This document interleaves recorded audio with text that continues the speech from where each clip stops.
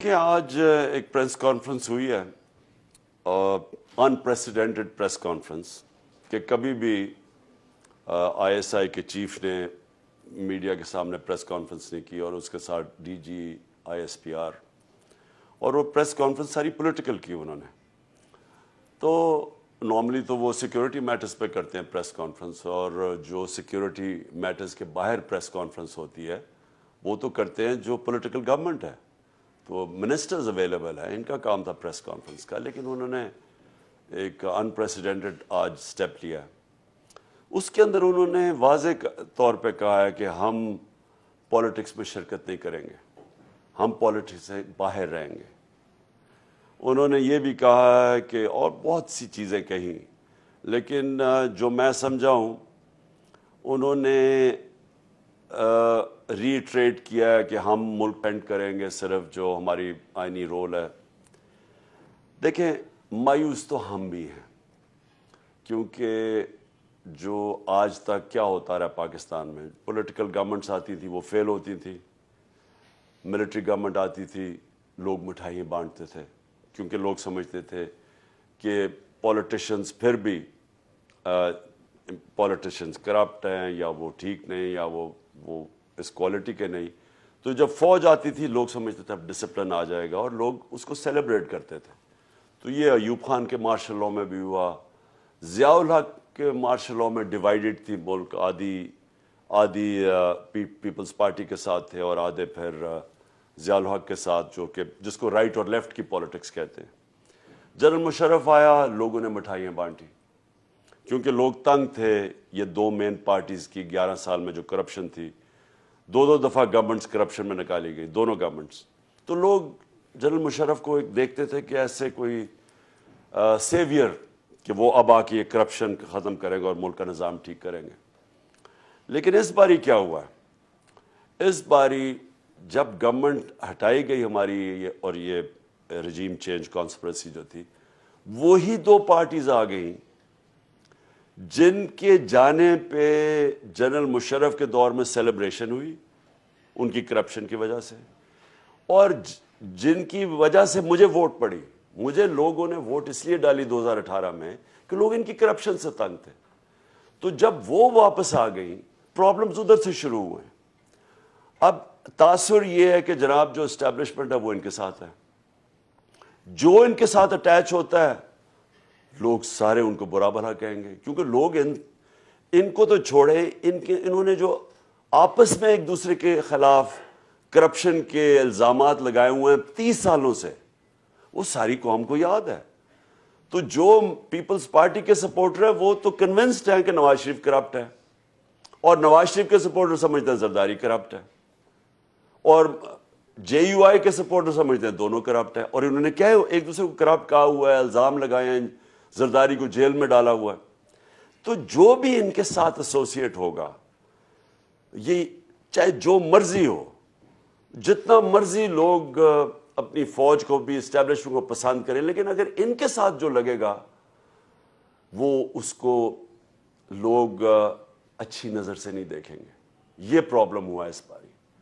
ہماری پارٹی کو تو بڑا فائدہ ہوا ہے, جب یہ سارے اکٹھے ہو گئے لوگوں نے تو ہمیں اور سپورٹ کیا, اور جب لوگوں کو یہ بھی پتا چل گیا وہ جو سائفر, وہ تو اب خود ہی گورنمنٹ سامنے لے آئی ہے, تو جو سائفر کا پتا چلا کہ بیرونی ملک کانسپریسی بھی تھی ہٹانے کے لیے, اور لوگوں کو غصہ ہے, لوگوں کی عزت نفس کے اوپر فرق پڑا.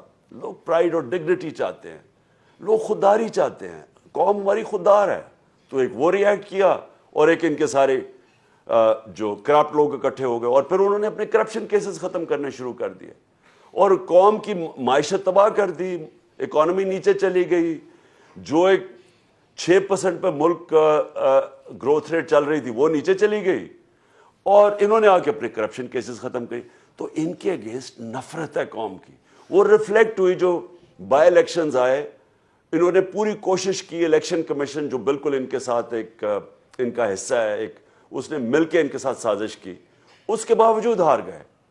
تو اس وقت سٹیج یہ ہے کہ اسٹیبلشمنٹ کا صرف ایک رول عوام دیکھنا چاہتی ہے کہ وہ اس ملک میں free and fair election facilitate کریں, کیونکہ پاور تو ان کے پاس ہے.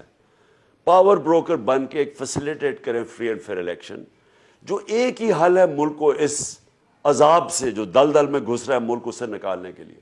کیونکہ خود ہی شہباز شریف کہہ رہا ہے اب ہمارے پاس تو پیسے نہیں قرضوں کی قسطیں دینے پہ، وہ اب خود ہاتھ کھڑے کر رہے ہیں کہ جی ہم تو دنیا امداد کریں، ہمارے پاس یعنی ملک ایک ڈیفالٹ کی طرف جا رہا ہے. تو جب یہ خود ہی کہہ رہا ہے بونڈز کریش کر گئے ہیں پاکستان کے پاس اس وقت کوئی کمرشل بینک پاکستان کو قرضے دینے کے لیے تیار نہیں ہے. تو اس وقت ایک کرائسس سچویشن ہے. اس سے نکلنے کے لیے لوگ ایکسپیکٹ کرتے ہیں کہ جو اسٹیبلشمنٹ ہے فری اینڈ فیئر الیکشن کروائے. وہ کیوں کروائے؟ کیونکہ اس سے پولیٹیکل سٹیبلٹی آئے گی. پولیٹیکل سٹیبلٹی آئے گی اور اس کے بعد پھر اکنامک سٹیبلٹی ہوگی.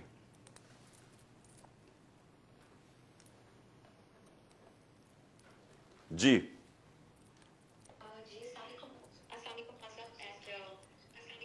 میرا کوشچن تو نہیں ہے، بیسیکلی میری آپ سے ایک ریکویسٹ ہے. سب سے پہلے تو میں نے یہ کہنا تھا کہ انشاءاللہ ہم سب کو اوورسیز پاکستانیز کو یہ ہمیں پر امید ہے ہم کہ یہ لانگ مارچ بھی کامیاب ہوگا، آپ کامیاب ہوں گے انشاءاللہ، اور یہ پاکستان کی کامیابی ہے انشاءاللہ. میری آپ سے ریکویسٹ ہے آن بہاف آف برٹش پاکستانیز، میں یہاں یو کے میں ہوں، کہ جیسے ہی آپ کا لانگ مارچ کامیاب ہوتا ہے انشاءاللہ آپ نے پلیز ایک دفعہ لندن آنا ہے. ویسے تو ہم نے نواز شریف کو آپ کی کمی محسوس نہیں ہونے دی، تقریباً بائی ویکلی پروٹیسٹ یہاں پہ ہوتے ہیں، لیکن ایک دفعہ آپ کی قیادت میں جو ہے وہ ہماری خواہش ہے کہ ہم ایور فیلڈ کی طرف مارچ کریں. اور جسٹ ٹو ایڈ کہ پی ٹی آئی یو کے ہم دور ضرور ہیں آپ سے، لیکن ہم لانگ مارچ کے دوران پی ٹی آئی یو کے ایک کار ریلی نکال رہی ہے all the way from Scotland until the Everfield apartments.